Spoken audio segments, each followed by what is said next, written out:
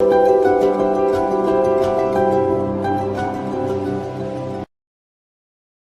సమయంలో దేవుని వాక్యములో నుంచి యోవేలు గ్రంథం 1వ అధ్యాయం 14వ వచనాన్ని మనం చదువుకుందాం. ఉపవాస దినము ప్రతిష్ఠించుడి, వ్రత దినము ఏర్పరచుడి, యెహోవాను బతిమాలు కొనుటకై పెద్దలను దేశములోని జనులందరినీ మీ దేవుడైన యెహోవా మందిరములో సమకూర్చుడి. చిన్న ప్రార్థన చేసుకుందాం. ఈ వాక్యము ద్వారా మనతో మాట్లాడునట్లుగా ప్రార్థన చేసుకుందాం. అత్యంత కృపా కనికరము కలిగిన మా ప్రియ పరలోకపు తండ్రి, మీ పరిశుద్ధమైన శ్రేష్టమైన ఘనమైన నామమునకు స్తోత్రములు చెల్లిస్తూ ఉన్నాను. ప్రభువా, ఈ రాత్రి ఈ సందేశాన్ని ప్రభువా అందించటానికి నన్ను ఈ స్థలానికి నడిపించారు. ప్రభువా, చదివినటువంటి లేఖన భాగములో నుండి శ్రేష్టమైనటువంటి సంగతులను సంఘానికి బోధించటానికి ప్రభువా నీవే నన్ను ఈ స్థలమందు నిలవబెట్టుకుని నా నోట మీ మాట ఉంచి అందరికీ అవసరమైనటువంటి మాటలు మీరు అందింపచేయమని, ప్రభువా ఇంతకుముందు జరిగినటువంటి కూడికలో కూడా ఎంతో ఆశీర్వాదకరంగా జరిగించారు. ఈ రాత్రి కూడా అద్భుతంగా మీరే జరిగించి నడిపించి మహిమ పొందుమని మా ప్రభువును రక్షకుడైన యేసుక్రీస్తు దివ్య నామంలో స్తుతించి ప్రార్థన చేసి అడిగి వేడుకొనుచున్నాను పరమ తండ్రి, ఆమేన్. ప్రభు అయిన యేసుక్రీస్తు నామమునకు మహిమ కలుగునుగాక. గట్టిగా ఆమేన్ అని చెప్పండి. ప్రియులారా, మరి దైవజనులు ఈ యొక్క మీటింగ్స్ గురించి తెలియచేసినప్పుడు వారిని కూడా నేను డైరెక్ట్గా, అంటే వారితో నేను ఫోన్లోనే తప్ప డైరెక్ట్గా మాట్లాడలేదు. వారు నాతో మాట్లాడిన తర్వాత, అయ్యా మీరు శనివారం రాత్రికి దేవుని వాక్యం చెప్పడానికి మా మందిరానికి రావాలని అడిగి, ఆ తర్వాత వారు పాంప్లెట్ డిజైన్ చేసి నాకు పంపించినప్పుడు దాని మీద ఒక మాట, ఈ చదివినటువంటి మాటే ఆ పాంప్లెట్ మీద పెట్టారు. చూసారా మీరు? మీకు వాట్సాప్లో పెట్టే ఉంటారు కదా. ఉపవాస దినము ప్రతిష్ఠించుడి, వ్రత దినము ఏర్పరచుడి. ఎందుకు ఉపవాస దినం ప్రతిష్ఠించాలి? ఎందుకు వ్రత దినాన్ని ఏర్పాటు చేయాలి? ఎందుకు దేశములోని జనులందరినీ కూడా దేవుని మందిరములో ఎందుకు సమకూర్చాలి? దానంతటిని మనం గమనిస్తే ఒకే ఒక మాట. ఈరోజు నేను ఆ మాట మీదే కొంత దేవుని వాక్యాన్ని మీతో పంచుకోబోతా ఉన్నా. ఎందుకొరకు ఉపవాస దినం ప్రతిష్ఠించాలి? ఎందుకొరకు వ్రత దినాన్ని ఏర్పాటు చేయాలి? దేశంలో ఉన్న జనులందరినీ కూడా ఎందుకు మందిరంలో సమకూర్చాలంటే అక్కడున్న ఒక మాట, యెహోవాను బతిమాలు కొనటానికి. అందరానండి మాట? రైట్. వాస్తవంగా ఇవి ఉపవాస ప్రార్థన పండుగలు. నేను ఈ సందేశం ఇచ్చినంతసేపు ఇవి ఏ కూడికలని నేను అంటానంటే బతిమాలు కొనే కూడికలు. ఆమేనండి. ఏ కూడికలు? రైట్. వాక్యంలోనికి వెళ్ళే ముందు ఈ యోవేలు యొక్క కాస్త బ్యాక్గ్రౌండ్ ఏంటో, యోవేలు గ్రంథకర్త ఎవరో అనేటువంటి విషయాలు నేను మీకు తెలియచేస్తా. యోవేలు అనేటువంటి ఈ గ్రంథాన్ని రచించినటువంటి గ్రంథకర్త ఎవరంటే యోవేలే. క్రీస్తు పూర్వం 835 సంవత్సరాల కాలంలో ఈ యొక్క యోవేలు గ్రంథాన్ని వ్రాసి ఉండవచ్చు అని పండితులు అంచనా వేశారు. ఇది చాలా చిన్న పుస్తకం. ఈ పుస్తకంలో 3 అధ్యాయాలు ఉన్నాయి, 73 వచనాలు ఉన్నాయి. ఎంతసేపు చదవచ్చండి దీన్ని? కొన్ని నిమిషాల్లో ఈ పుస్తకాన్ని చదివేయచ్చు. బైబిల్లో ఉన్న పుస్తకాలు 66 పుస్తకాలను కూడా ఎంతమంది వ్యక్తులు వ్రాసారంటే 40 మంది వ్యక్తులు వ్రాశారు. ఈ 40 మంది వ్యక్తుల చేత వ్రాయించిన వాడు ఒక్కడే, ఆయనే పరిశుద్ధాత్ముడు. దేవునికి స్తోత్రం. యోవేలు అనే పేరు కలిగిన వాళ్ళు బైబిల్ ఎంతమంది ఉన్నారంటే 14 మంది ఉన్నారు. యోవేలు అనే పేరు కలిగిన వాడు. ఎందుకనంటే ఒకే పేరు కలిగిన వాళ్ళు ఒకరు ఉండొచ్చు, ఇద్దరు ఉండొచ్చు, ఎక్కువ మంది ఉండొచ్చు. యోవేలు అనే పేరు కలిగిన వారు 14 మంది యోవేలులు మనకు కనబడతారు. ఆ 14 మందిలో ఈ యోవేలు యొక్క గ్రంథకర్త పెతూయేలు యొక్క కుమారుడు అని వ్రాయబడింది. ఈ యోవేలు అనే మాటకు అర్థం ఏంటంటే యెహోవాయే దేవుడు అని అర్థం. చెప్పండి, యోవేలు అనే మాటకు అర్థం ఏంటి? దేవుడు. ఈ యోవేలు గ్రంథాన్ని ఎవరికి వ్రాశాడు? ఆ వచనములోనికి వెళ్ళే ముందు దాని బ్యాక్గ్రౌండ్ ఏంటో మీకు జ్ఞాపకం చేస్తున్నా. ఈ గ్రంథాన్ని ఎవరికి వ్రాశాడు అనడానికి దక్షిణ యోధా దేశ ప్రజలైన వారికి, లోకమందంతటా ఉన్నటువంటి దేవుని ప్రజలైనటువంటి వారందరికీ కూడా ఈ మాట వ్రాయబడింది. ఎందుకొరకు వ్రాయబడింది? ఈ గ్రంథకర్త యొక్క ముఖ్యమైనటువంటి ఉద్దేశం ఏంటి? పాపము వలన యోధా అనేటువంటి ప్రాంతానికి, లేకపోతే యోధాకు సంభవించేటువంటి న్యాయమైనటువంటి తీర్పును తెలియచేయటానికి గ్రంథకర్త యొక్క ముఖ్యమైనటువంటి ఉద్దేశం మరలా దేవుని యొద్దకు తిరిగి రావడం నిమిత్తమై.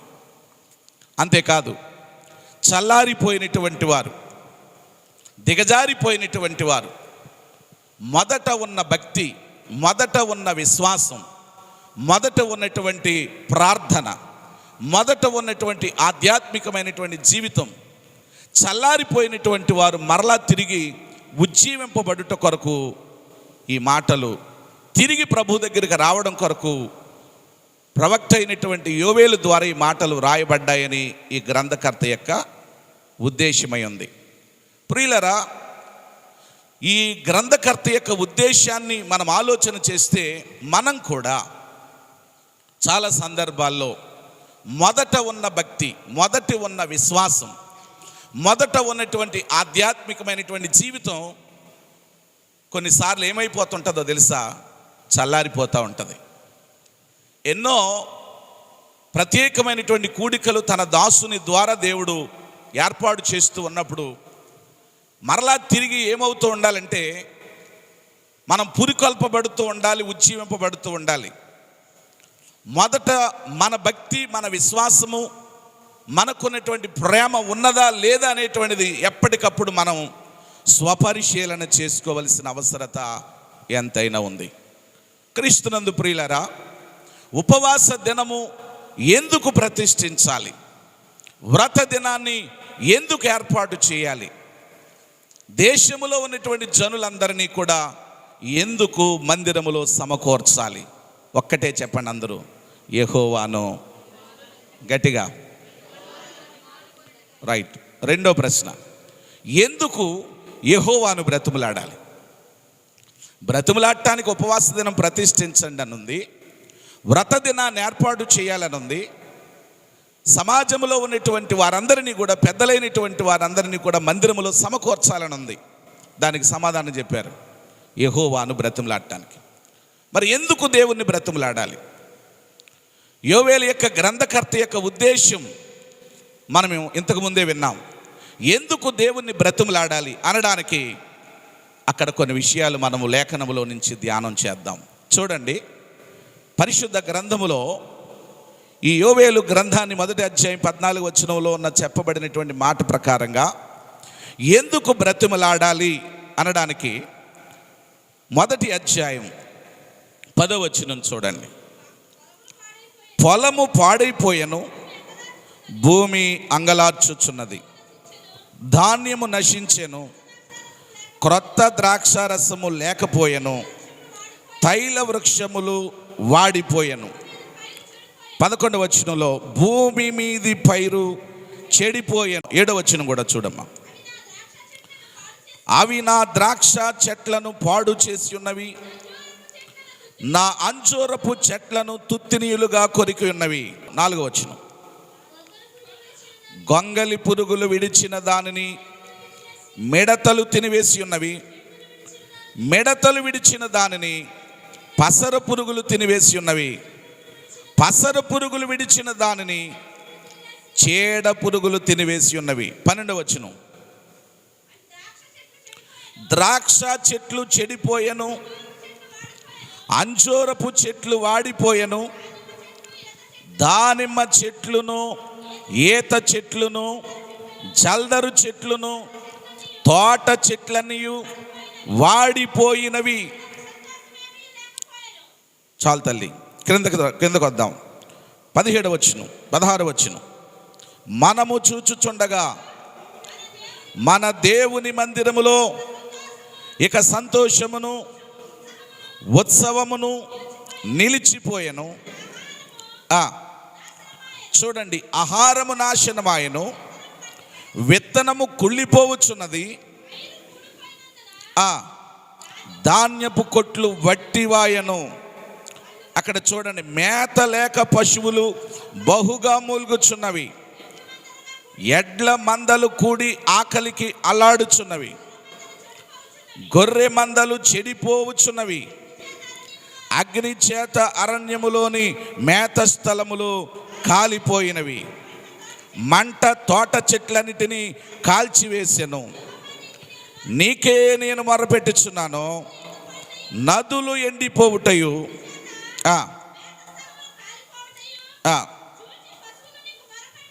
చాలు తల్లి. ఇప్పుడు ఈ వచనాలన్నిటినీ చదివాం కదా. ఇప్పుడు ఉపవాస దినం ఎందుకు ప్రతిష్ఠించాలి, వ్రత దినము ఎందుకు ఏర్పాటు చేయాలి, పెద్దలైనటువంటి వారిని దేశములో లేకపోతే మందిరములో ఎందుకు సమకూర్చాలి అనడానికి యెహోవాను మనం బ్రతిమలాడటానికి. ఎందుకు బ్రతిమలాడాలి అంటే, పొలం ఏమైంది మాట్లాడాలి. పొలం ఏమైంది? పొలం పాడైంది. పొలమే కాదు, పొలములో ఉన్న పంట కూడా పాడైంది. చాలా జాగ్రత్తగా ఈ విషయాన్ని మీరు అర్థం చేసుకోవాలి. ఉపవాస ప్రార్థన కూడికలు, ఈ ఉపవాస ప్రార్థన పండుగలు ఏర్పాటు చేయడానికి గల కారణం ఏంటో తెలుసా? అనేక చోట్ల ఏమయ్యాయి తెలుసా అండి? పొలాలు పాడయ్యాయి. పొలాలే కాదు, పంట కూడా పాడైంది. నేను ఇలా చెప్తాను, కొన్నిసార్లు మనం వాక్యాన్ని అక్షరార్థంగా చూడకూడదు, ఆధ్యాత్మికంగా చూడాలి. అక్షరం చంపుతుంది, ఆత్మ జీవింపచేస్తుంది. చాలా సందర్భాల్లో దేవుడు కొన్ని ఎగ్జాంపుల్స్ మనకు చెప్పాడు. నేను నిజమైన ద్రాక్షవల్లిని, మీరు ఎవరు అంటే సంఘాన్ని దేంతో పోల్చాడు? తీగెలతో పోల్చాడు. మరొక చోట సంఘానికి శిరస్సు ప్రభువు అయితే శరీరం ఎవరు? సంఘాన్ని దేంతో పోల్చాడు? శరీరంతో పోల్చాడు. మరొక చోట మీరు లోకమునకు వెలుగై ఉన్నారంటాడు. అంటే దేవుడు ఎలా పోల్చాడు? వెలుగుతో పోల్చాడు. మరొక చోట మీరు లోకమునకు ఉప్పై ఉన్నారన్నాడు. అంటే సంఘాన్ని దేంతో పోల్చాడు? ఉప్పుతో పోల్చాడు. ఎవరు అనేకులను దేవుని వైపుకు త్రిప్పుతారో వారు నిరంతరం ప్రకాశించే నక్షత్రములను పోలి ఉన్నారు అంటాడు. జాగ్రత్తగా మనం పరిశీలన చేస్తే ఇలా చాలా సందర్భాల్లో మనలను గూర్చి ఎన్నో పోలికలు ఉన్నాయి. కనుక నేనంటాను, కొన్ని సందర్భాల్లో మనము దేనితో పోల్చబడ్డామంటే చెట్లతో పోల్చబడ్డాం.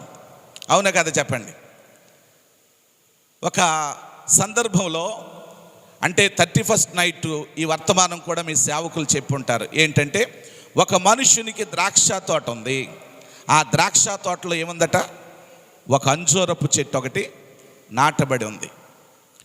ఆ యజమాని వచ్చి అడుగుతాడు, అయ్యా, తోటమాలని అడుగుతున్న ప్రశ్న ఏంటంటే, ఈ చెట్టు నుండి ఏం రావట్లేదు, ఫలాలు రావట్లేదు. ఫలాలు ఏం అడుగుతుంటుంటే తోటమాల అంటున్నాడు, ఈ సంవత్సరం వండనిమ్ము, లేదంటే దీన్ని నరికి అగ్నిలో పడేద్దాం. ప్రియులారా గమనించాలి. అంటే చెట్టు నుండి దేవుడు ఏం కోరుతున్నాడు? ఫలాలు కోరుతున్నాడు. సంఘములో ఉన్న ప్రతి ఒక్కరు కూడా ద్రాక్ష తోట దేనికి సాదృశ్యం అంటానంటే సంఘానికి సాదృశ్యం. ద్రాక్ష తోట సంఘానికి సాదృశ్యమైతే ఆ ద్రాక్ష తోటలో నాటబడిన అంజూరపు చెట్టు ఎవరికి సాదృశ్యం అంటే వ్యక్తిగతంగా మనకు సాదృశ్యం. దేవుడు కోరుకున్నది ఏంటో తెలుసా? ఈ చెట్టు ఎదగాలి, ఫలించాలి, చక్కటి ఫలాలు ఇవ్వాలి, ఆ చెట్టు వల్ల అనేకులకు ఉపయోగం ఉండాలి, ఆ చెట్టు నీడను ఆశ్రయించాలి, ఆ చెట్టు నీడ ఇతరులకు ఉపయోగకరంగా ఉండాలి, ఆ చెట్టు యొక్క ఫలాలు ఇతరులకు ఆశీర్వాదకరంగా ఉండాలని నా ప్రభువు మనందరి విషయంలో కోరుకుంటున్నాడు. కానీ ఫలించవలసిన చెట్లు, ఫలించవలసిన భూమి నేటి దినాల్లో ఎలాంటి పరిస్థితి అయిపోయిందంటే పొలము పాడవుతుంది, పంట పాడవుతుంది. ఒక్కసారి ఆలోచించండి ప్రియులారా, మనము ఫలించే చెట్లుగా ఉన్నామా? ఫలభరితమైనటువంటి జీవితాన్ని మనం జీవిస్తున్నామా లేదా అనేటువంటిది మనం జాగ్రత్తగా పరిశీలన చేయాలి. ఉపవాస దినము ప్రతిష్ఠించడానికి, వ్రత దినాన్ని ఏర్పాటు చేయడానికి, పెద్దలైనటువంటి వారందరినీ మందిరములోనికి సమకూర్చడానికి గల కారణం ఏంటంటే యెహోవాను బ్రతిమలాడటానికి. ఎందుకు బ్రతిమలాడాలి అంటే పొలం ఏమైంది? పాడైంది. పొలములో ఉన్న పంట కూడా పాడైంది. ఆ పంటను తినివేసే పురుగులున్నాయి, ఆహారము కూడా నాశనమైపోయింది. పశువుల పరిస్థితి ఎలా ఉందో మనం చదువుకున్నాం, నదులు ఏమైపోయాయో చదువుకున్నాం, విత్తనము ఏమైపోయిందో మనం చదువుకున్నాం. ఇలాంటి పరిస్థితుల్లో ఉంటే ఆనాడు ఉన్న ప్రజలు ఎలాగున్నారో తెలుసా? అదే యోవేలు గ్రంథం 1వ అధ్యాయం 5వ వచనాన్ని చూడండి. మత్తులారా, చాలండి. అంటే పొలం పాడైపోయినప్పుడు, పంటను పురుగులు తినివేసినప్పుడు ఎలా ఉండాలి? వాళ్ళందరూ మెలకువ కలిగిన వారుగా ఉండాలి. జాగ్రత్తగా వినండి ప్రియులారా, మెలకువ కలిగిన వారుగా ఉండాలి. కానీ మెలకువగా ఉండవలసినటువంటి వాళ్ళు ఎలా ఉన్నారు? మత్తులో ఉన్నారు. నేనంటాను, సంఘము మత్తులో ఉండకూడదు, మెలకువ కలిగిన వారుగా ఉండాలి. బయట ప్రపంచ పరిస్థితులను చూస్తే పొలము పాడైపోయింది, పంట కూడా పాడైపోయింది. ఎక్కడ చూచినా వారి ఇష్టానుసారంగా జీవిస్తూ ఉన్నారు.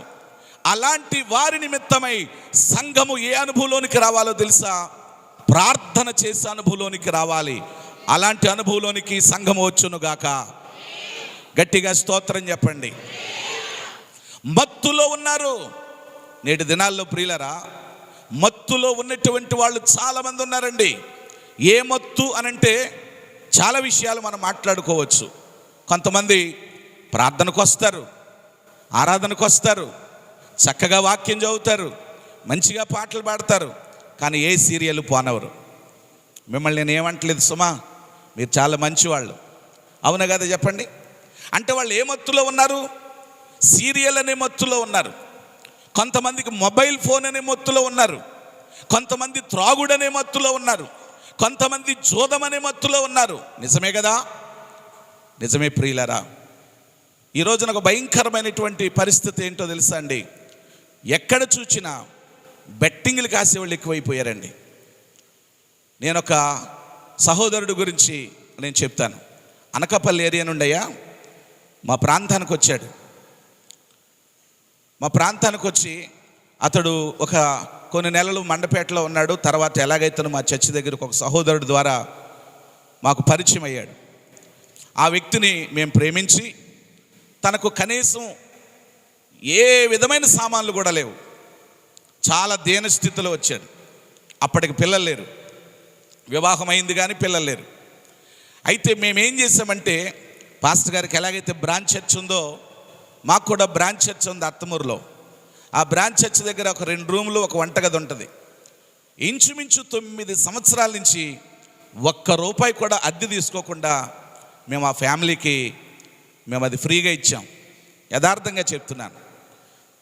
అక్కడికి వచ్చిన తర్వాత సంఘము సేవకులుగా మేము ప్రార్థన చేసినప్పుడు దేవుడు అద్భుతంగా 2 పిల్లల్ని వారికి బహుమానంగా దేవుడు ఇచ్చాడు. అంతేకాదు వాళ్ళ అత్తమామయ్యలను కూడా తీసుకొచ్చేసాడు, వాళ్ళ అమ్మగారిని కూడా తీసుకొచ్చేసాడు, వాళ్ళ మరదలను కూడా తీసుకొచ్చేస్తే 9 మంది ఆ ఇంట్లో ఉండేవారు.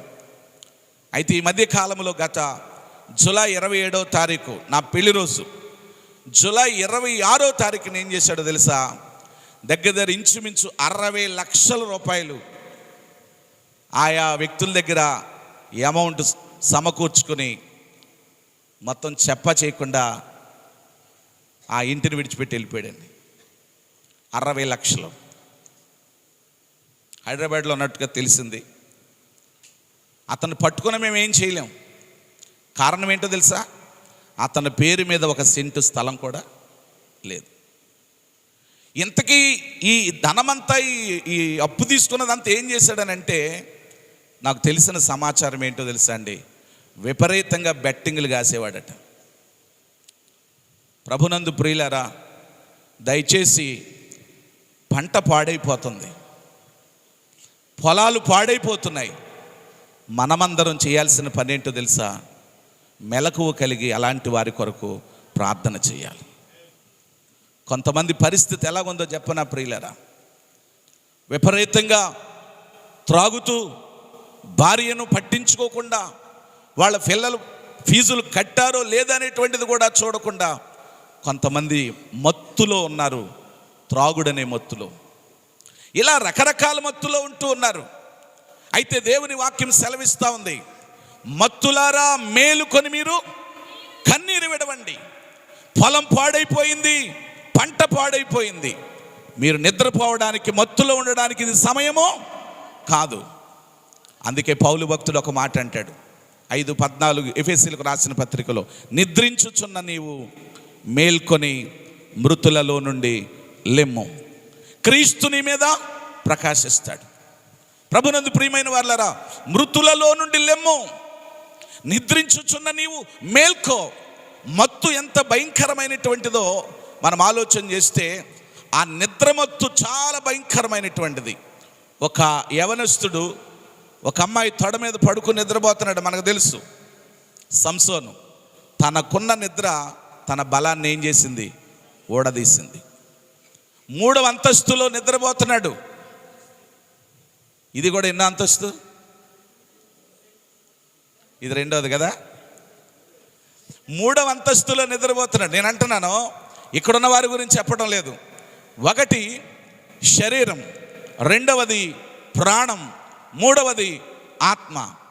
ఆత్మలో నిద్రపోయే వాళ్ళు కూడా ఉన్నారు. గమనించండి, ఐతుకు నిద్రపోయి పడిపోయాడు, కానీ పౌలు గారు ఉన్నారు కాబట్టి ఐతుకుని ఏం చేశాడు? బ్రతికించాడు. నేనైతే అట్లా చేయలేను. ఎందుకనంటే మేము చేయగలిగింది ఏమీ లేదు. కంపల్సరీ వెళ్ళి ఏమంటాయి అక్కడ ఆ కార్యక్రమం మాత్రమే చేయగలం.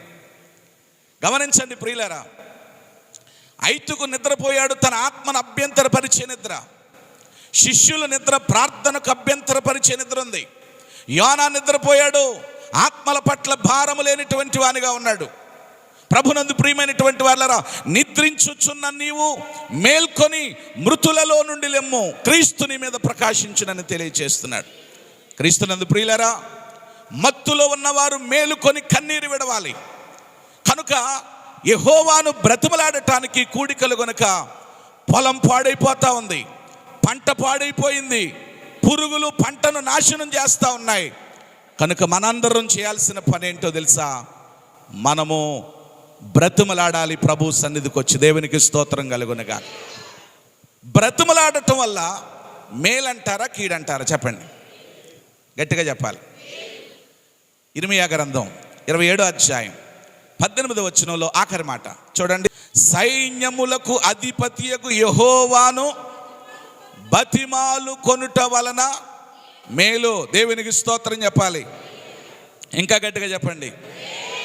ఆ మాట మీరు జాగ్రత్తగా నాతో చెప్పండి. యెహోవాను బతిమాలు కొనుట వలన మేలు. గట్టిగా చెప్పండి, మేలు. అంటే ఇప్పుడు మనం ఎవరిని బ్రతిమలాడడానికి వచ్చాం? దేవుణ్ణి బ్రతిమలాడడానికి వచ్చాం. బతిమాలు కొనుట వలన మేలు ప్రియులరా. అయితే దేవుని లేఖనములో మనం చూస్తే ఎంతోమంది దేవునిని బ్రతిమలాడిన వారు ఉన్నారు. ఈ రాత్రి ఎవరెవరు దేవుని బ్రతిమలాడారో, వారు బ్రతిమలాడుకున్నప్పుడు ఎలాంటి మేలు పొందుకున్నారో చాలామంది వ్యక్తులు ఉన్నారు. కానీ ఈ రాత్రి నా సమయాన్ని బట్టి ఒకే ఒక్కరి గురించి మాట్లాడి నేను ముగిస్తాను. జాగ్రత్తగా వినాలి. మనం బ్రతిమలాడడానికి గల కారణం ఏంటంటే, పొలం ఏమైంది, పంట ఏమైంది. కడవరికి 2 విషయాలు మర్చిపోకూడదు. పొలము పాడైంది, పంట పాడైంది. అంటే మనం బ్రతిమలాడుకుంటే పాడైనటువంటి ఆ పంట మరల ఏమవుద్ది, తిరిగి మరలా బాగవుతుంది. పాడైపోయిన పొలం మరలా తిరిగి ఏమవుతుంది, బాగుపడుతుంది. మరలను మనం పరిశీలన చేసుకుందాం. మనం ఎలా ఉన్నాం, మన ప్రార్థన జీవితం ఎలా ఉంది, మన భక్తి జీవితం ఎలా ఉంది, మనకున్న మొదటి విశ్వాసము ఎలా ఉంది అనేటువంటి దాన్ని మనము జ్ఞాపకం చేసుకుంటూ, బ్రతిమలాడినటువంటి వ్యక్తులు బైబిల్లో చాలామంది ఉన్నారు. అందులో ఒక వ్యక్తి యాకోబు. చెప్పండి, ఎవరు? యాకోబు గురించి మనకు తెలుసు. ఇందాక యోవేలులు 14 మంది ఉన్నారని ఎలా చెప్పానో, యాకోబులు కూడా బైబిల్లో ఎంతమంది ఉన్నారంటే 4 వ్యక్తులు ఉన్నారు. ఆ 4 వ్యక్తుల్లో ఇప్పుడు నేను చెప్పబోతున్నటువంటి యాకోబు ఎవరో తెలుసా? ఇస్సాకు, రెబెకాలకు పుట్టినటువంటి కుమారుడు. యాకోబు యాషావులు మనకు తెలుసు, వాళ్ళిద్దరు కవళ్ళు. యాషావు ముందు పుట్టాడు, ఆ తర్వాత యాకోబు పుట్టాడు. అంటే యాకోబు చిన్నవాడు. ఇస్సాకుకు 65వ సంవత్సరములో ఈ యాకోబు పుట్టాడు. ఇస్సాకేమో పెద్దోడిని ప్రేమిస్తున్నాడు, చిన్నోడినేమో రెబెకా ప్రేమిస్తూ ఉంది.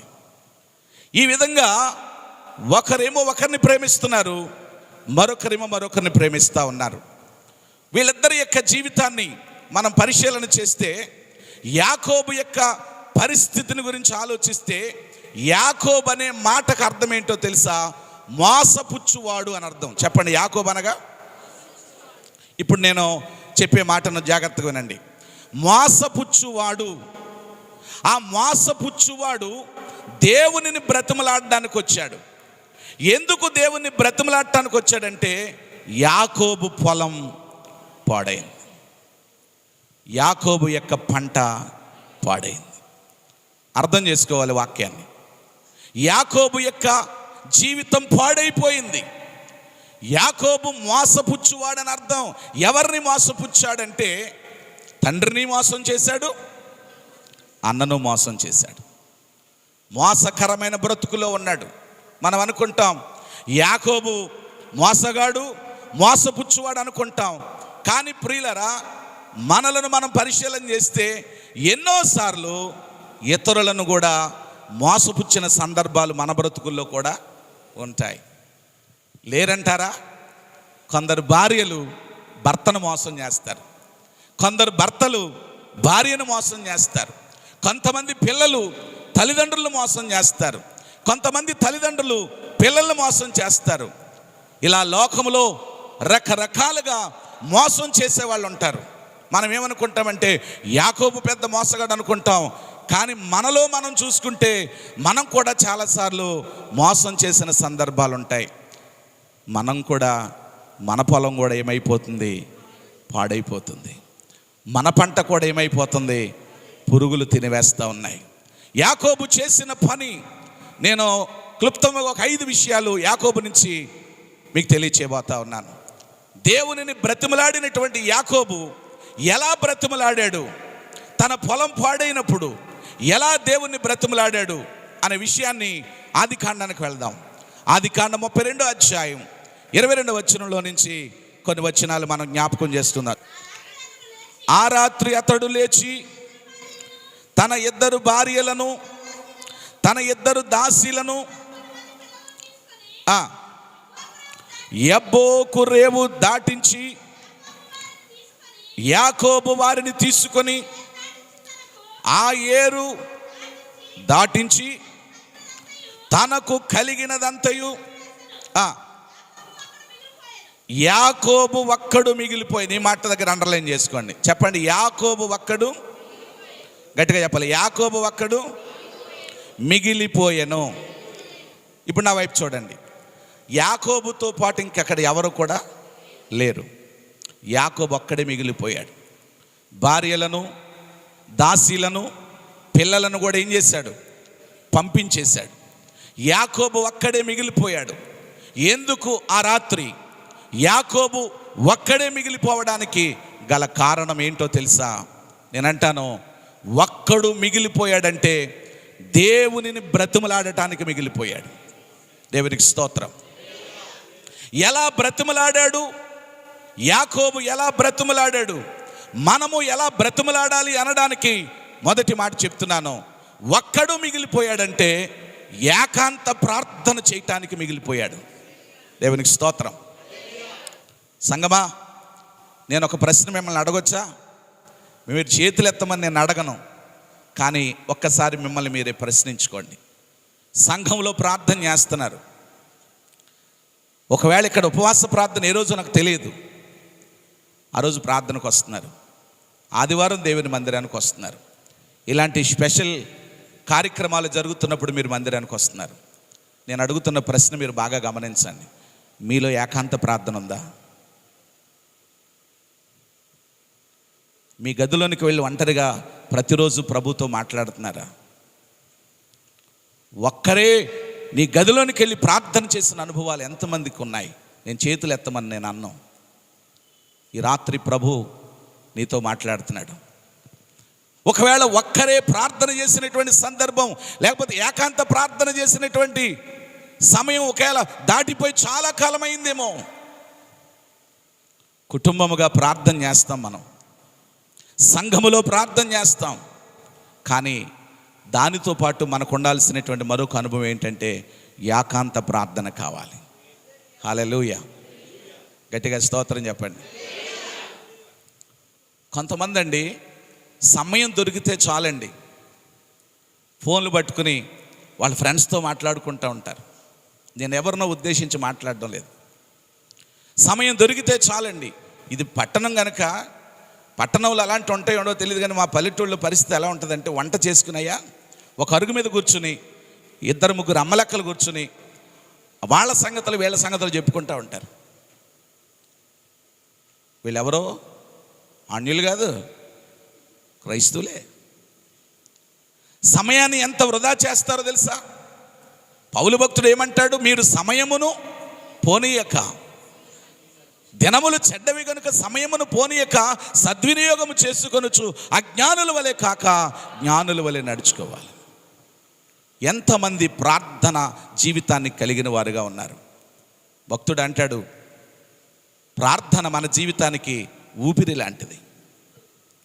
ప్రార్థన ఉన్నవాడే ప్రాణమున్నవాడు, ప్రార్థన లేనివాడు చచ్చిపోయిన వానితో సమానం.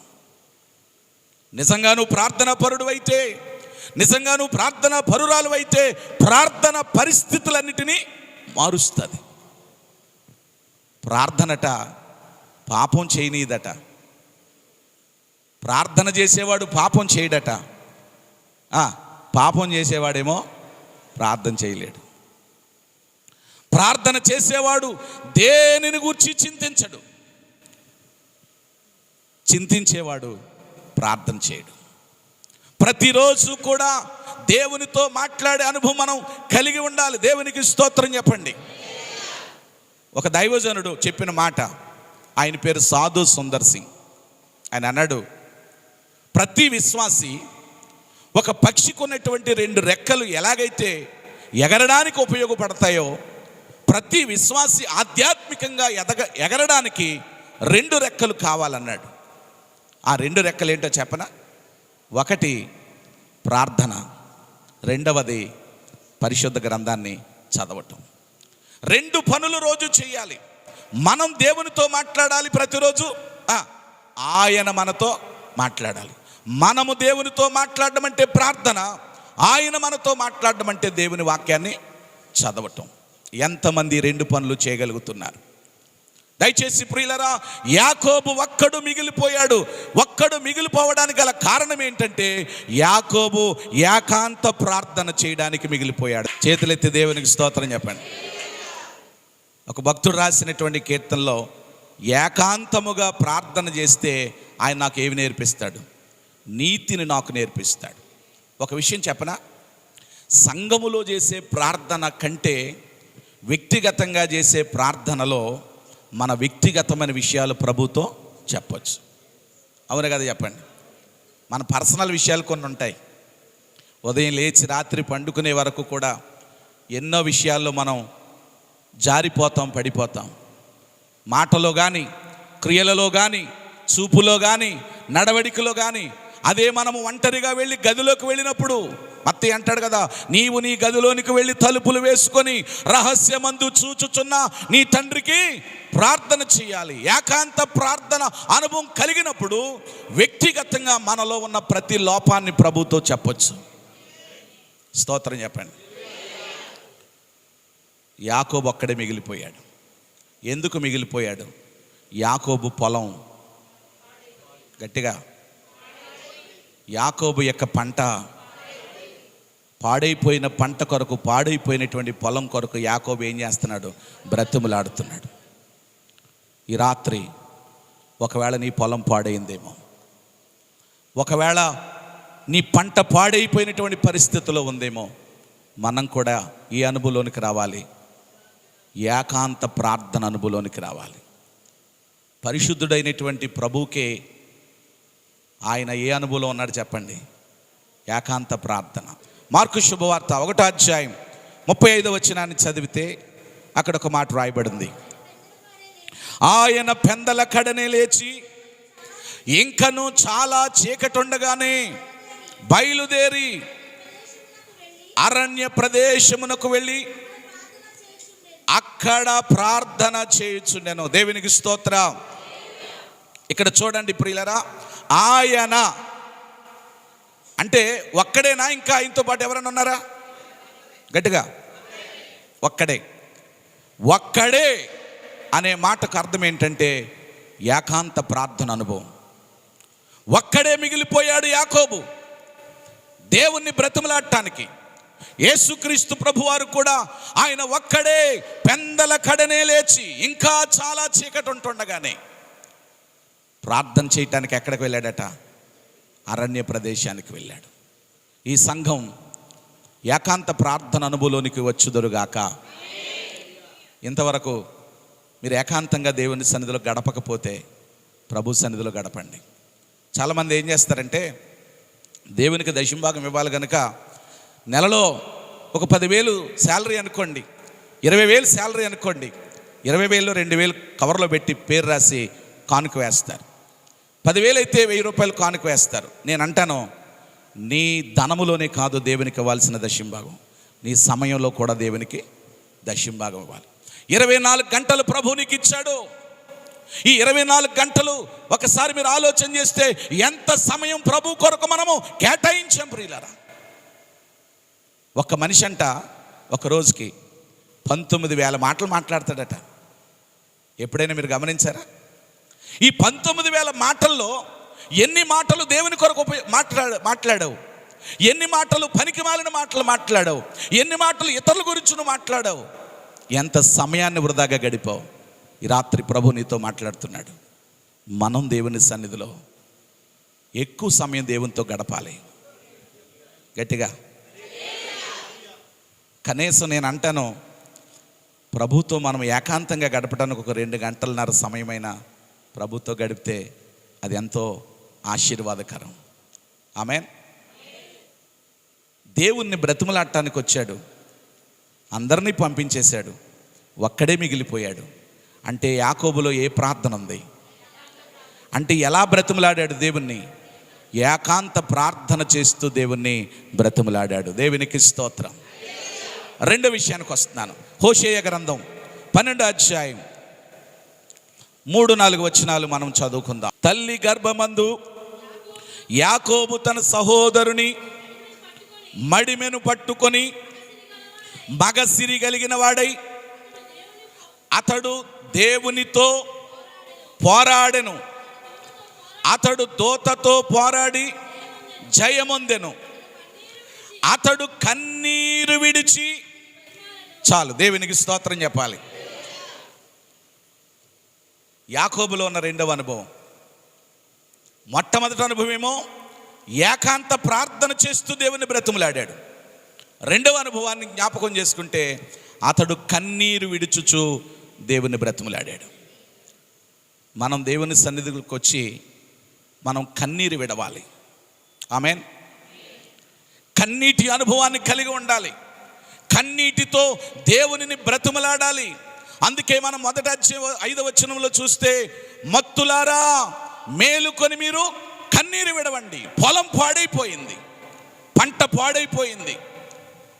దయచేసి ఆ పాడైపోయిన పంట కొరకు, పొలము కొరకు మీరు మత్తులో నుండి మేల్కొని కన్నీరు విడవండి అంటున్నాడు. ప్రియులారా, కన్నీటి అనుభవం ప్రతి ఒక్కరూ కలిగి ఉన్నప్పుడు ఆ కన్నీటికి ఏముందో చెప్పండి, జవాబు ఉంది. దేవునికి స్తోత్రం కలుగునుగా. అందరు గట్టిగా చెప్పండి హల్లెలూయా. కన్నీటికి జవాబు ఉందా లేదా? కన్నీటికి జవాబు ఉంది. నా భార్య మంచి ప్రార్థనా పరురాలని చెప్పుకోవడానికి నేను సందేహించను.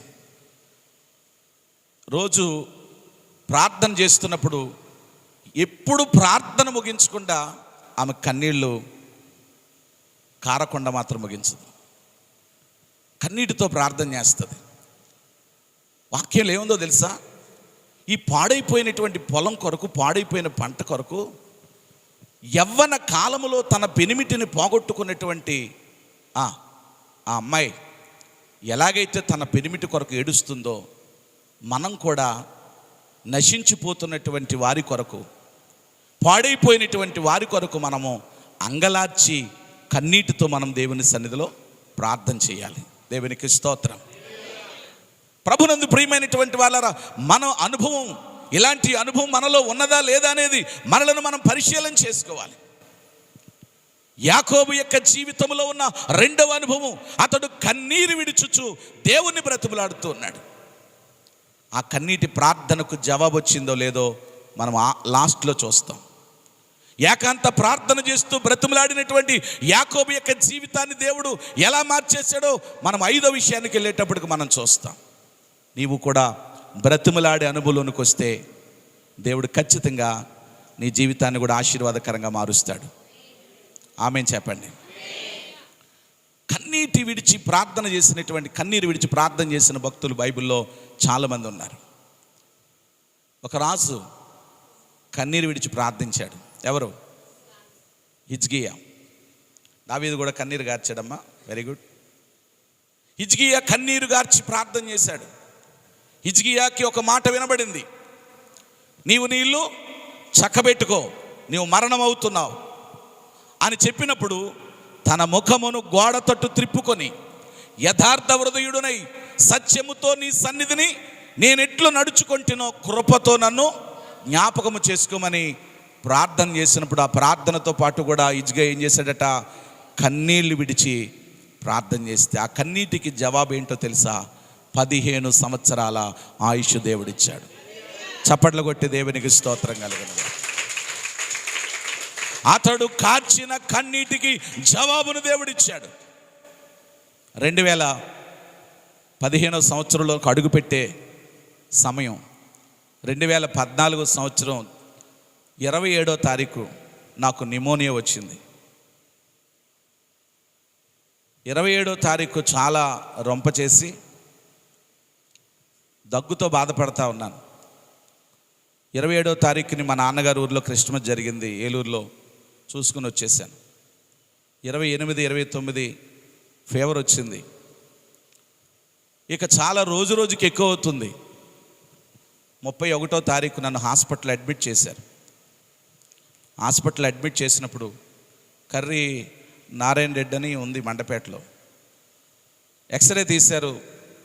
కొంచెం ఈయన ఊపిరితిత్తుల యొక్క పరిస్థితి బాగోలేదు అని చెప్పి డాక్టర్ గారు చెప్పారు, అయ్యా ఈ 31st నైటే మాకు పెద్ద పండగ, 2 సంఘాలు ఉన్నాయి, ఒక సంఘాన్ని నేను చూసుకుంటే ఒక సంఘం దైవజనులు చూసుకుంటారు, మాకు 31st నైటే చాలా గంభీరంగా జరుగుతుంది అంటే డాక్టర్ గారు అన్నారు, సాయంకాలం ఆ టైం కల్లా నేను ఈయన పంపిస్తాను, మరలా అక్కడి నుంచి ఇంట్లో కూడా వెళ్ళకుండా తీసుకొచ్చి మరలా హాస్పిటల్లో జాయిన్ చేసేయాలన్నారు.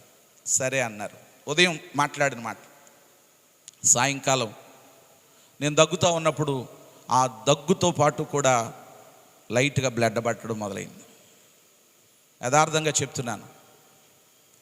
సాయంకాలం డాక్టర్ గారు, ఏ డాక్టర్ గారు అయితే నన్ను పంపిస్తానన్నారో మరలా ఎక్స్రే తీశారు.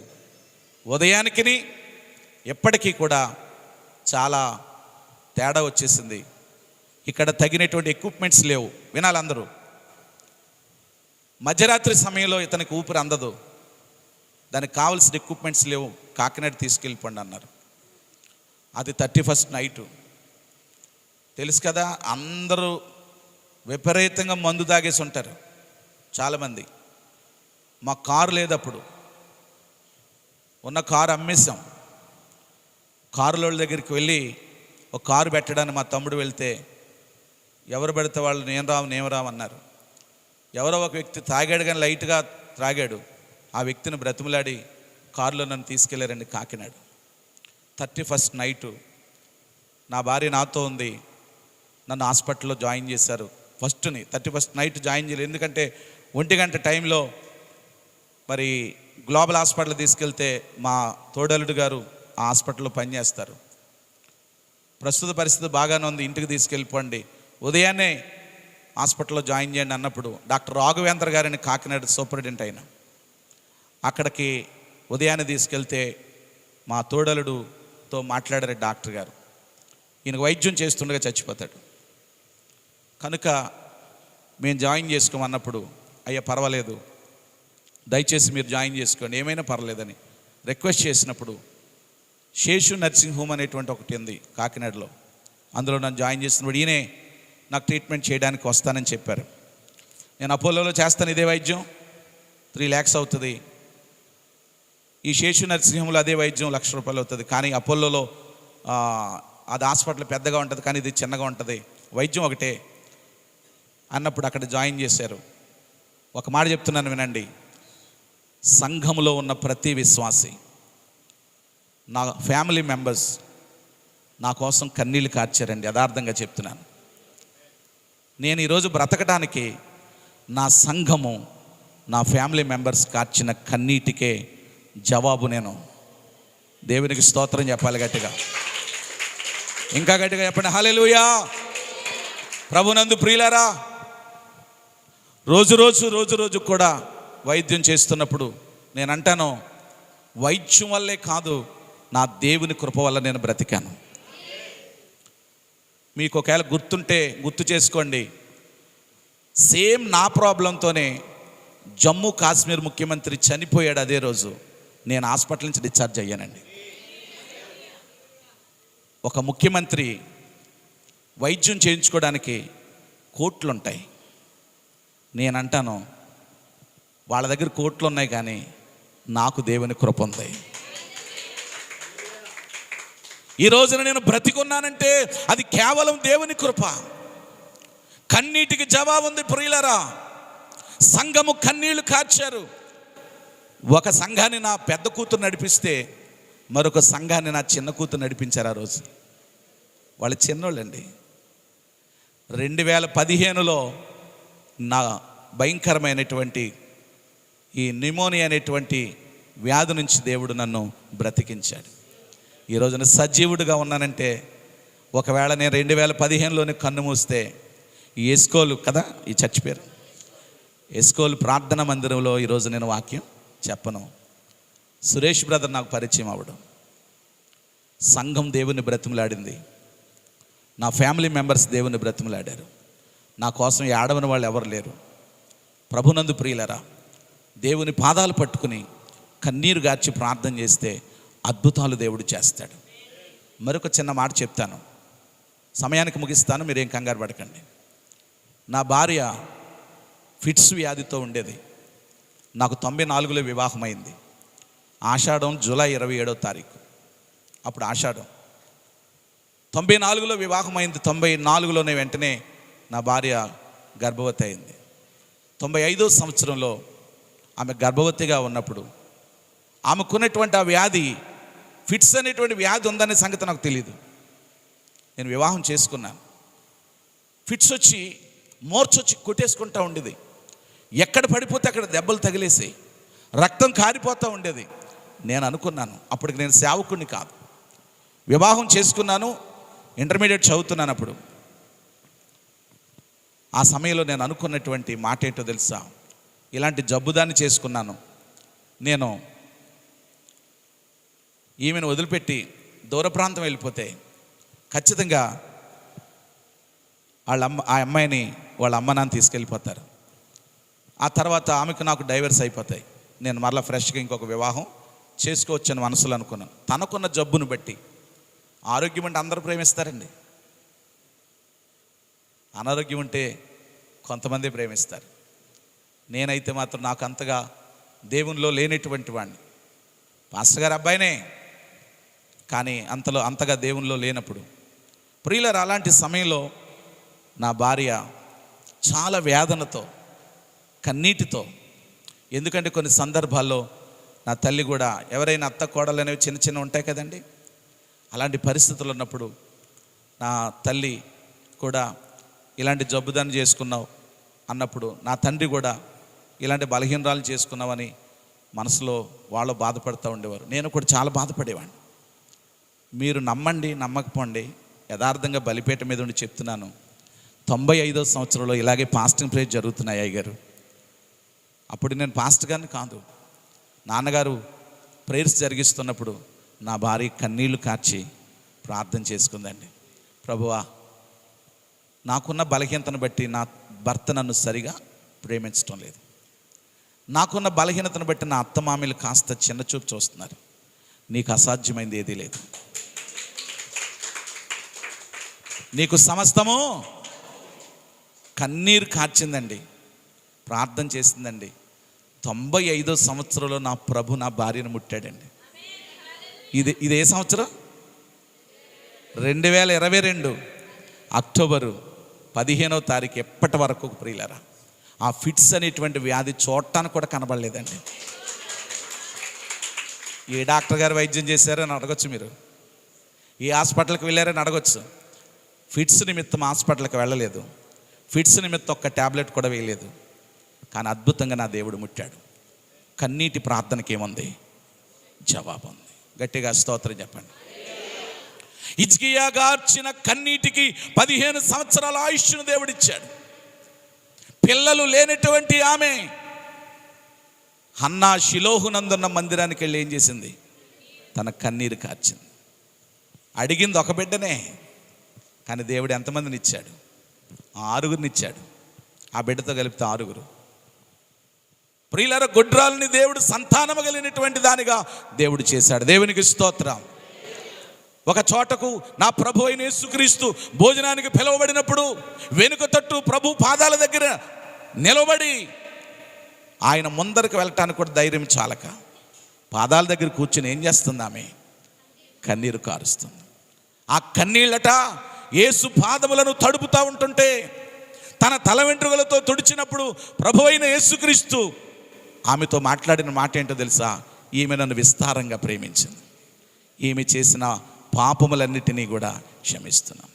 కన్నీటికి జవాబు ఉంది ప్రియులారా. కన్నీరు ప్రార్థన ద్వారా ఆయుష్ పొడిగించబడింది. కన్నీటి ప్రార్థనకు గర్భము తెరవబడింది. కన్నీటి ప్రార్థనకు పాపములు క్షమించబడ్డాయి. యాకోబు చేస్తున్నాడు ఏ ప్రార్థన? కన్నీటి ప్రార్థన. అతడు కన్నీరు విడుచుచు. అందుకే యోవేలు గ్రంథంలో చదువుకున్నాం మనం. 2వ అధ్యాయం 12వ వచనంలో ఒక మాట చదివితే అక్కడ వాక్యంలో రాయబడిన మాట చూస్తారా? ఇప్పుడైనను, అయ్యా ఇప్పటికే పొలం పాడైపోయింది, ఇప్పటికే పంట పాడైపోయింది, ఇప్పుడైనను మీరు కన్నీరు విడుచుచు దుఃఖించుచు మనఃపూర్వకంగా తిరిగి దేవునికి స్తోత్రం కలుగునగా. అందరు గట్టిగా చెప్పండి హల్లెలూయా. యాకోబు బ్రతిమలాడాడు. మొదటిది ఎలా బ్రతిమలాడాడు? ఏకాంత ప్రార్థన చేస్తూ. 2వది కన్నీరు విడిచి బ్రతిమలాడాడు. ఆదికాండం 32వ అధ్యాయంలో చూస్తే 26, ఆయన తెల్లవారుచున్నది. చాలు నాన్న, ఈ మాట మీరందరూ జాగ్రత్తగా వినండి. ఆ మాట చెప్పండి అందరూ. తెల్లవారుచున్నది అనాలి, అందరూ గట్టిగా అనాలి. యాకోబులో ఉన్న 3వ అనుభవం చెప్తున్నాను. తెల్లవారుచున్నదంటే యాకోబు ప్రార్థన ఎప్పుడు మొదలెట్టాడు? తెల్లవారుజామున సందకాడే మొదలెట్టాడు. థ్యాంక్ యూ తల్లి. సందకాడే మొదలెట్టాడు. అంటే అతడు బ్రతిమలాడడం మొదలెట్టి ఎప్పటి వరకు బ్రతిమలాడాడు? యాకోబు జీవితంలో ఉన్న మూడవ అనుభవం ఏంటో తెలుసా? సంపూర్ణ రాత్రి ప్రార్థన చేస్తూ బ్రతిమలాడాడు. గట్టిగా ఏ అనుభవం ఉంది? మరి మన బ్రతుకుల్లో ఉన్నాయా? హోల్ నైట్ మన జీవితంలో ఉన్నాయా?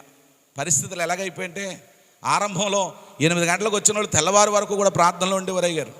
రాను రాను ఏమైపోయింది తెలుసా? 12 అయ్యేటప్పటికల్లా పాస్టర్ గారు డ్యూటీలకు వెళ్ళాలా, పనికి వెళ్ళాలా, కాస్త ముగించేయండి అనే మాకు మాటలు వినబడుతున్నప్పుడు ఇంకేం చేయాల్సి వస్తుందంటే ముగించేయాల్సి వస్తుంది. యాకోబు యొక్క జీవితంలో ఉన్న అనుభవం, మూడవ అనుభవం ఏంటో తెలుసా? సంపూర్ణ రాత్రి ప్రార్థన చేస్తూ. ఆమేన్, గట్టిగా ఆమేన్. ఒక చిన్న మాట చదువుదామా? లోకా శుభవార్త 6:12. ఆ దినములు యందు ఆయన ప్రార్థన చేయుటకు కొండకు వెళ్ళి దేవునిని ప్రార్థించుట యందు. చాలు తల్లి, యేసుక్రీస్తు ప్రభువారట ప్రార్థన చేయటం ఎప్పటి వరకు గడిపాడు? ఒక ప్రశ్న, మన బ్రతుకుల్లో ఇలాంటి అనుభవం ఉందా? బ్రతుములాడడం మొదలుపెట్టాడు, రాత్రంతా బ్రతుములాడుతున్నాడు. ఇలాంటి ప్రార్థన చేసేటువంటి అనుభవం కలిగిన వారు లేచుదురుగాక ఈ సంఘంలో. మీ కుటుంబంలో రక్షణ పొందిన వారు ఇంకెంతమంది ఉన్నారు? అలాంటి వారి నిమిత్తమై ప్రభువా, నా ఫ్యామిలీస్ అన్నిటి కొరకు నేను ఒక రాత్రంతా నీ సన్నిధిలో గడుపుతానని తీర్మానం తీసుకుంటారా? ఆమేన్. ఒక రాత్రి నిద్ర లేకపోతే ఇబ్బంది ఏంటి చెప్పండి? ఒకవేళ రాత్రంతా ప్రార్థన చేస్తే తర్వాత రోజు రెస్ట్ చేసుకోవచ్చుగా. యాకోబు యొక్క జీవితంలో అతడు సందకాడ మొదలుపెట్టాడు. అక్కడ వాక్యంలో వ్రాయబడిన మాట తెల్లవారుచున్నది అంటే బ్రతిమలాట మొదలెట్టినటువంటి వాడు ఎప్పటి వరకు బ్రతిమలాడాడు? తెల్లవారు వరకు బ్రతిమలాడాడు. మన జీవితంలో ఎలాంటి అనుభవాలు కలిగి ఉందుముగాక. ఆమేన్ చెప్పండి. 4వ మాటకు వెళ్ళిపోదాం, సమయం అవుతుంది కనుక నేను ముగిస్తాను. 26వ వచనంలోనే అక్కడ ఒక మాట ఉంది. తెల్లవారుచున్నది కనుక నన్ను పోనిమ్మనగా అతడు, అనగా యాకోబు, నీవు నన్ను ఆశీర్వదించితేనే గాని నిన్ను పోనీయనెను. దేవునికి స్తోత్రం కలుగును గాక. ఏమన్నాడు? నీవు నన్ను ఆశీర్వదించితేనే గాని, అంటే నువ్వు నన్ను ఆశీర్వదించకుండా ఇక్కడి నుంచి నిన్ను నేను కాదాలనివ్వను. దీనికి ఏం పేరు పెడదాం? ఈ ప్రార్థనకి పట్టుదలతో కూడిన ప్రార్థన. యాకోబులో ఏముంది? పట్టుదల ఉంది. యాకోబు పట్టుదల కలిగి ప్రార్థన చేస్తున్నాడు. నీవు నన్ను ఆశీర్వదించితేనే కానీ నేను నిన్ను పోనివ్వను. అయ్యా, నువ్వు నన్ను దాటి వెళ్ళకూడదు. ఒకవేళ నువ్వు నన్ను దాటి వెళ్ళిపోతే నేను మోసగాడిగానే మిగిలిపోవాలి. ఒక పాట పాడతాం కదా, దావీదు కుమారుడా నన్ను దాటిపోకయ్యా, నజరేతువాడా. మరలా, దావీదు కుమారుడా నన్ను దాటిపోకయ్యా, నజరేతు.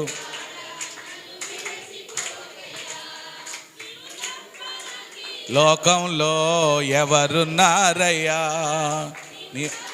మాకులో ఎవరికి చోటే లేదయ్యా. చెప్పండి మాట. దావీదు కుమారుడా నన్ను దాటిపోకయ్యా, నజరేతు. ఒక గుడ్డివాడి యొక్క ఆక్రందన ఏమని కేకలు వేస్తున్నాడు చెప్పండి? ఇటు చూడాలి. ఒక గుడ్డివాడు ఏమని కేకలు పెడుతున్నాడు? దావీదు కుమారుడా నన్ను దాటిపోవద్దయ్యా. ఎందుకని అంటున్నాడు? అయ్యా, నీవు నన్ను దాటి వెళ్ళిపోతే నేను ఎప్పటికీ గుడ్డివాడిగానే ఉండిపోవాలి. నువ్వు నన్ను దాటి వెళ్ళిపోతే నేను మోసగాడిగానే ఉండిపోవాలి. నీవు నన్ను దాటి వెళ్ళిపోతే నేను ఒక కుష్ఠరోగిగానే మిగిలిపోవాలి. నువ్వు నన్ను దాటి వెళ్ళొద్దు. పట్టుదల కలిగి ప్రార్థన చేస్తున్నాడు. పట్టుదలతో దేవుణ్ణి బ్రతిమలాడుతున్నాడు. మనము బ్రతిమలాడడానికి ఈ స్థలానికి వచ్చాం గనక మనం ఎలా బ్రతిమలాడాలో తెలుసా? పట్టుదల కలిగి బ్రతిమలాడాలి. అలాంటి అనుభవం ప్రతి ఒక్కరూ కలిగి ఉందరుగాక. ఒక ఆయన ప్రార్థన చేసేవాడట, అది గుర్తులేదు నాకు, స్కాట్లాండ్ దేశం గురించి అనుకుంటా కదా అయ్యగారు. రక్షించుకుంటే దేశాన్నన్నా రక్షించు, లేకపోతే నా ప్రాణాన్నన్నా తీసుకో. అలా ప్రార్థన చేయటం ద్వారా ఆ దేశమే ఏమైపోయింది చెప్పాలి. ఆ దేశం ఏమైపోయింది? ప్రభు కొరకు రక్షించబడింది. దేవునికి స్తోత్రం. మనము కూడా ప్రియులరా, అయ్యా ఇదిగో రక్షించుకుంటే నా కుటుంబాన్ని రక్షించుకో, లేకపోతే నా ప్రాణాన్న తీసుకో. ఇలాంటి పట్టుదలతో కూడిన ప్రార్థన చేస్తే దేవుడు అద్భుతాన్ని చేస్తాడు. రోమా 12:12 అంటాడు, పట్టుదల కలిగినటువంటి ప్రార్థన మన జీవితానికి చాలా అవసరం ప్రియులరా. కనుక యాకోబు యొక్క జీవితంలో ఉన్న 4వ అనుభవం ఏంటి చెప్పండి? పట్టుదల కలిగి ప్రార్థన చేస్తూ దేవుని బ్రతిమలాడాడు. దేవునికి స్తోత్రం కలుగును. చివరి మాట చెప్పి ప్రార్థన చేస్తాను. చివరి మాట చూడండి, ఆదికాండం 32వ అధ్యాయంలోనే 27వ వచనం, ముగింపులోనికి వస్తున్నాను. ఆయన నీ పేరేమని అడుగగా అతడు యాకోబు అని చెప్పాను. చాలు, అక్కడ ఆ మాట చూడు. నీ పేరేంటని అడిగాడు. ఎవరిని?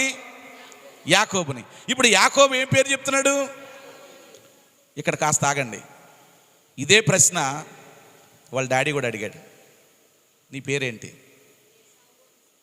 యాకోబు అన్నాడు ఆ రోజు? చెప్పాలి. ఇక్కడ చూడండి, ఆ రాత్రి లేకపోతే ఆ తెల్లవారుజామున అతడు నీ పేరేంటి అని అడుగుతున్నప్పుడు నా పేరు యాకోబు అని చెప్తున్నాడు. అంటే ఉన్నది ఉన్నట్టుగా మాట్లాడుతున్నాడు. దాన్ని నేను ఎలా చెప్తున్నాను? యథార్థవంతమైన ప్రార్థన చేస్తున్నాడు. యథార్థవంతమైన ప్రార్థన ఆయనకు ఆనందకరము అంటాడు సొలొమోను సామెతల గ్రంథంలో. యథార్థవంతుల యొక్క ప్రార్థన దేవునికి ఆనందకరం, ఆనందాన్ని ఇస్తుంది. ఉన్నది ఉన్నట్లుగా మాట్లాడుతున్నాడు. ఒకానొక సమయంలో నీ పేరేంటని అడిగితే వాళ్ళ అమ్మ చెప్పింది, నీ పేరు అడిగినప్పుడు నీ పేరు ఏమని చెప్పాలి? యాషావు అని చెప్పు. కానీ పేరు, అతని పేరు ఏం పేరు? యాకోబే. కానీ యాకోబు అని చెప్పలేదు, అక్కడ యాషావు అని చెప్తున్నాడు. ఇక్కడ మాత్రం యాషావు అని చెప్పడం లేదు. నేనంటాను, యాషావు అని చెప్తే అతడు ఇంకా యాకోబుగానే మిగిలిపోనేమో. కానీ ఉన్నది ఉన్నట్లుగా మాట్లాడుతున్నాడు. ఒక మాట వింటుంటానండి, డాక్టర్ గారి దగ్గర ఒకటట, లాయర్ గారి దగ్గర ఒకటట. ఏం చేయాలట? ఉన్నది ఉన్నట్టుగానే చెప్పాలి. డాక్టర్ గారి దగ్గరికి వెళ్ళిన తర్వాత సిగ్గుపడిపోతూ, ఏమండి నీకున్నటువంటి ప్రాబ్లం ఏంటో చెప్పలేదనుకోండి, ఇంకో దానికి చేస్తాడు. నిజమే. అందునిమిత్తం ఉన్నది ఉన్నట్టుగా డాక్టర్ గారి దగ్గర ఎలాగైతే చెప్తారో, పరమ వైద్యుడైనటువంటి మన ప్రభు దగ్గర కూడా ఉన్నది ఉన్నట్టుగానే మాట్లాడాలి. దేవునికి స్తోత్రం. నువ్వు ఒకవేళ లేనిది మాట్లాడినా నా దేవునికి తెలుసు, నువ్వు పేరు మార్చినా దేవునికి తెలుసు. ఉన్నది ఉన్నట్టుగా మాట్లాడినప్పుడు యాకోబు యొక్క జీవితము ఎలా మార్చబడిందో మనం ఆలోచన చేస్తే, నీ పేరేంటని అడిగినప్పుడు యాకోబు యొక్క పేరు ఏం పేరు చెప్పాడు? యాకోబు అని చెప్పాడు. అక్కడ అన్నాడు, ఇక నుండి నీ పేరు యాకోబు అనబడదు, ఇక నుండి నీ పేరు ఇశ్రాయేలు. చప్పట్లు కొట్టి ప్రభువుకి స్తోత్రం గట్టిగా. ఇర్మియా గ్రంథంలో ఒక మాట చదువుకున్నాం, యెహోవాను బతిమాలు కొనుట మేలు. గట్టిగా చెప్పండి, యెహోవాను బతిమాలు కొనుట. యాకోబు దేవుని బ్రతిమలాడుకుని ఏం పొందుకున్నాడు?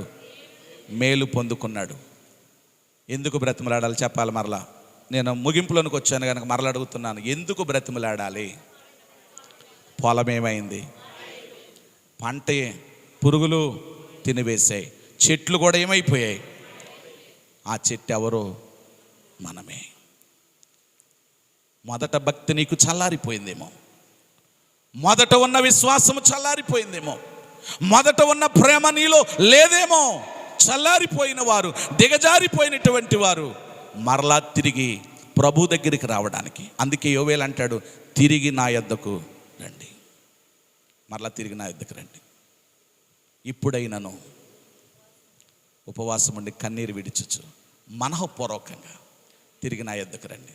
మీరు తర్వాత యోవేలు గ్రంథాన్ని తర్వాత చదువుకోండి. మనము 3వ అధ్యాయంలోనికి వెళ్ళేటప్పటికి అక్కడ ఏమైందో చూద్దాం. ఒక్కసారి చూద్దామా? ఒకసారి చూడండి, నేను ముగిస్తాను. యోవేలు గ్రంథం 2వ అధ్యాయంలో 19వ వచనం నుంచి, మరియు యెహోవా తన జనులకు ఉత్తరం ఇచ్చి చెప్పినదేమనగా, ఇక అన్య జనులలోను మిమ్మును అవమానాస్పదముగా చేయక మీరు తృప్తి పొందినంతగా నేను ధాన్యమును, క్రొత్త ద్రాక్షారసమును, తైలమును మీకు పంపించెదను.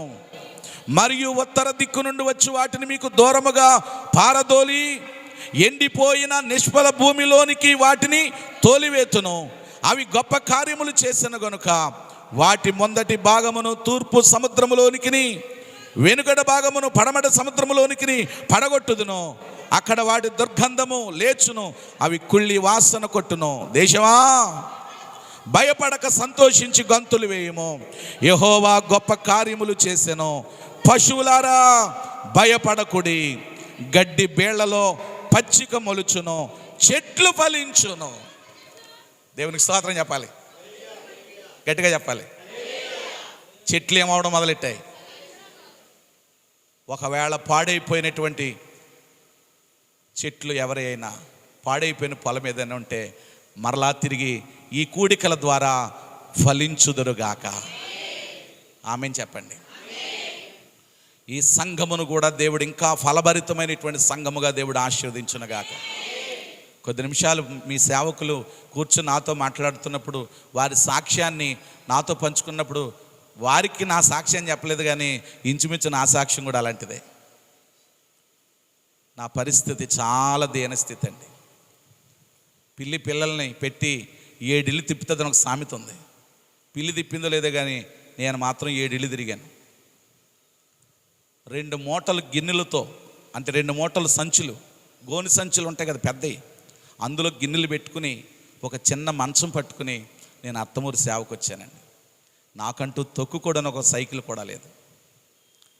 ఈ రోజున ఒకవేళ 4 చక్రాల కారు ఉందని నేను పెద్ద గర్వంగా చెప్పట్లేదు. అలాంటి పరిస్థితిలో నుంచి దేవుడు ఈ రోజున ఉన్నతమైన స్థితిలో, ఒక్క ఇల్లు లేని నా బ్రతుక్కి, అత్తమూరులో ఒక ఇల్లుంది, ఏడుదిలో ఒక ఇల్లు ఉంది, అక్కడ కూడా 2 రూములు, ఒక వంటగది ఉంది, ఇక్కడ కూడా మేము ఉండడానికి రూములు ఉన్నాయి, వంటగది అది ఉంది. అక్కడ మందిరం కట్టగలిగాం, ఇక్కడ మందిరం కట్టగలిగాం. పెంట కుప్పల మీద ఉన్న దీనులను దేవుడు పైకి లేవనెత్తాం. గట్టిగా స్తోత్రం చెప్పండి. నా అనుభవంలో నుంచి మాట్లాడుతున్నాను. నాకు ఒక జత బట్టలు దండం మీద ఉంటే, ఒక జత బట్టలు నా ఒంటి మీద ఉండి, 2 జతల బట్టలండి. ఈరోజు నాకు ఎన్ని జతల బట్టలు ఉన్నాయి నేను ఎప్పుడూ లెక్క పెట్టుకోలేదు. అంటే ప్రియులారా, నా పరిస్థితిని అంతటినీ కూడా నా దేవుడు మార్చేశాడు. ఇక్కడ చూడండి వాక్యంలో మరలా చెట్లు ఏమవుతున్నాయి చెప్పాలి. చెట్లు ఏమవుతున్నాయి? ఫలిస్తున్నాయి. అంజూరపు చెట్లు, ద్రాక్ష చెట్లు ఎలా ఫలిస్తున్నాయట? సమృద్ధిగా ఫలిస్తున్నాయి. సియోను జనులారా ఉత్సహించి మీ దేవుడని యెహోవా యందు సంతోషించండి. ఇక్కడ మొదటి అధ్యాయంలో చూస్తే నరులకు సంతోషం ఏమీ లేకపోయిననుంది. ఇక్కడ 2వ అధ్యాయంలో చూస్తే యెహోవా యందు మీరు ఏం చేయండి. అక్కడ సంతోషం ఎందుకు లేదు? పొలం పాడైపోయింది, అక్కడ పంట పాడైపోయింది, ఇక్కడ ఎందుకు సంతోషం ఉంది? ఫలించటం అనేది జరుగుతుంది. మన పరిస్థితులను కూడా దేవుడు ఎలా చేయునుగాక. యెహోవా యందు సంతోషించుడి, తన నీతిని బట్టి ఆయన తొలకరి వర్షమును మీకు అనుగ్రహించును. వాన కురిపించి పూర్వమందు వలె తొలకరి వర్షమును, కడవరి వర్షమును మీకు అనుగ్రహించును. కొట్లు ధాన్యముతో నిండిన క్రొత్త ద్రాక్షారసమును, క్రొత్త తైలమును గానుగులకు పైగా పొర్లిపారును. అబ్బా, ఎంత అద్భుతం అండి. మొదటి అధ్యాయంలో చూస్తే దీనికి కంప్లీట్ వ్యతిరేకం. దీనికి గల కారణం ఒక్కటే చెప్పండి. వారు సమకూర్చబడ్డారు, ఉపవాస దినాన్ని ప్రతిష్ఠించుకున్నారు, వ్రత దినాన్ని ఏర్పాటు చేసుకున్నారు. కారణం యెహోవాను బ్రతిమలాడుకున్నందువల్ల దేవుడు తన కార్యాన్ని చేశాడు. వారు వస్త్రములు కాక వారి హృదయాలను చింపుకున్నారు, ఆయన తట్టు తిరిగారు. అప్పుడు ప్రభు వారిని చూచి జాలి పడ్డాడు, కనికరపడ్డాడు. పాడైపోయిన పంట మరలా తిరిగి బాగుపడింది, పొలం మరలా తిరిగి బాగుపడింది. మన ఆధ్యాత్మికమైన జీవితంలో తిరిగి ఫలభరితమైనటువంటి జీవితాలుగా దేవుడు మిమ్మల్ని చేయునుగాక. మొదట భక్తి మీరు కలిగి ఉందురుగాక, మొదటి ప్రార్థన జీవితం మీరు కలిగి ఉందురుగాక, మొదటి విశ్వాసాన్ని మీరు కలిగి ఉందురుగాక. యాకోబును దేవుడు ఆశీర్వాదకరంగా, యాకోబును దేవుడు ఇశ్రాయేలుగా దేవుడు మార్చేశాడు. గట్టిగా స్తోత్రం చెప్పండి, అందరూ స్తోత్రం చెప్పండి. ఎలా బ్రతిమలాడినటువంటి వాళ్ళు బైబిల్లో చాలామంది ఉన్నారు. యాకోబే కాదు, నెహెమ్యా బ్రతిమలాడాడు, దానియేలు బ్రతిమలాడాడు, దావీదు బ్రతిమలాడాడు, యాయీరు బ్రతిమలాడాడు. ఇలా బ్రతిమలాడిన వారు చాలామంది ఉన్నారు. మనం కూడా ప్రభు పాదాల దగ్గరికి వచ్చాం. ఇప్పుడైనా ఉపవాస దినాన్ని ప్రతిష్ఠించుకుని, వ్రత దినాన్ని ఏర్పాటు చేసుకుని ప్రభువుని బ్రతిమలాడటానికి మనం అందరం సిద్ధపడదాం. దేవుడి మాటలు దీవించునుగాక. తలల వంచండి, మోకరించండి, ప్రార్థన చేసుకుందాం. ప్రభా, నీ పాద సన్నిధిలో ప్రత్యేకంగా ప్రార్థన చేస్తున్నాను. మనమందరం ఎవరిని బ్రతిమలాడడానికి వచ్చాం? యెహోవాను బ్రతిమలాడటానికి. ఒకవేళ ఆ చెట్లు ఏ విధంగా అయితే పాడైపోయాయో, ఆ పంటను పురుగులు తినివేసినట్లుగా ఒకవేళ నీ ఆధ్యాత్మికమైన జీవితాన్ని తినివేసే పురుగులు ఒకవేళ ఉన్నాయేమో, పాడైపోయినటువంటి పంటగా మన హృదయం ఉందేమో, పాడైపోయిన పొలముగా మన హృదయం ఉందేమో. ప్రభువా, నీ పాద సన్నిధికి వస్తున్నానయ్యా, నీ పాదములు పట్టుకుని బ్రతిమలాడుతున్నాను, నీ సన్నిధిలో ప్రార్థన చేస్తున్నాను అయ్యా. నీ పాద సన్నిధిలో ప్రత్యేకంగా ప్రార్థన చేస్తున్నాను. యాకోబు ఏ విధంగా అయితే ఏకాంత ప్రార్థన చేస్తూ బ్రతిమలాడాడు, యాకోబు కన్నీరు విడిచి బ్రతిమలాడాడు, యాకోబు సంపూర్ణ రాత్రి ప్రార్థన చేస్తూ బ్రతిమలాడాడు, యాకోబు పట్టుదల కలిగి బ్రతిమలాడాడు, యాకోబు యథార్థవంతమైన ప్రార్థన చేస్తూ బ్రతిమలాడాడు. అలాంటి అనుభవంలోనికి మనమందరం వెళ్ళి మనమందరం కూడా స్వరమెత్తి గట్టిగా ప్రార్థన చేద్దాం.